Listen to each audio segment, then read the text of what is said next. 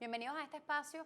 Como siempre corresponde analizar el contexto sociopolítico actual de nuestro país, que como ustedes saben, pues tiene connotaciones en el ámbito internacional, y es que Venezuela por segundo día es examinada ante el Comité de Derechos Humanos de la Organización de las Naciones Unidas. Esto ocurre en Ginebra, y para analizar y en profundidad, por supuesto, cómo se ha conducido el Estado venezolano, la delegación venezolana, en medio de todo lo que está ocurriendo allí, cuál ha sido la defensa y los argumentos de la delegación venezolana en este examen al que es sometida Venezuela en materia de derechos civiles y políticos. Nos acompaña, como ustedes ya saben, nuestro analista político Carlos Valero, ya es de la casa, pero es evidente pues que todos los periodistas queremos saber qué opinan los analistas de cómo se ha conducido el gobierno venezolano allá en la ONU. Sí, gracias, Mariana.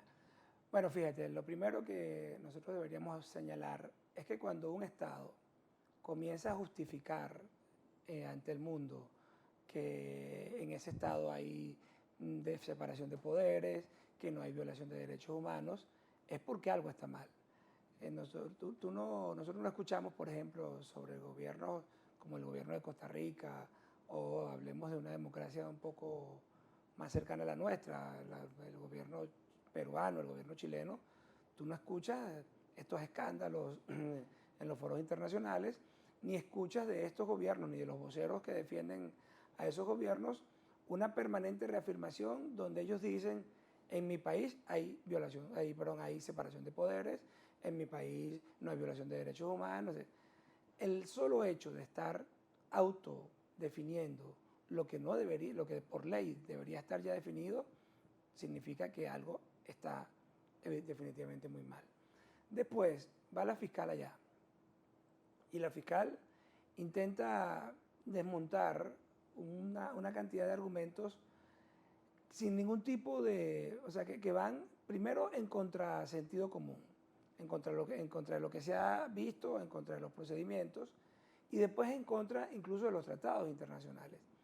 Y evidentemente allá no hay, allá efectivamente en las Naciones Unidas hay separación de poderes, los informes que se preparan los expertos son informes independientes, se escuchan las versiones de las dos partes, nada de lo que ocurre acá en Venezuela, y por supuesto se acerca mucho más a la verdad.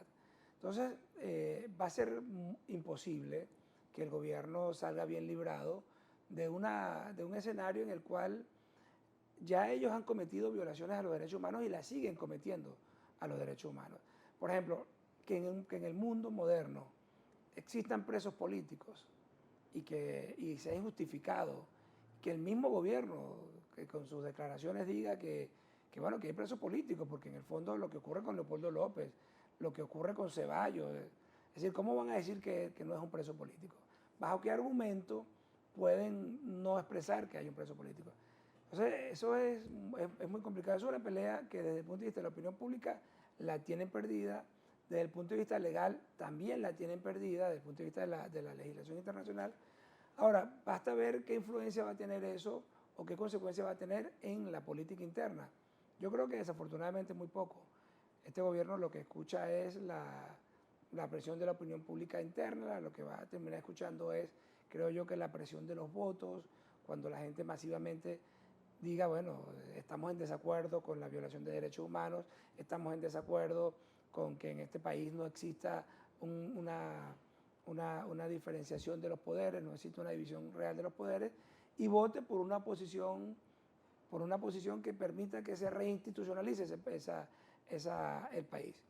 En ese momento yo creo que veremos un cambio en la política interna.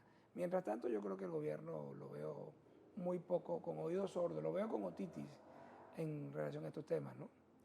Dijeron los relatores en medio de esa discusión acalorada con la fiscal ayer, y hoy lo repitieron, que simplemente esperaban que Venezuela no evadiera estos encuentros en el futuro y que fuesen más frecuentes.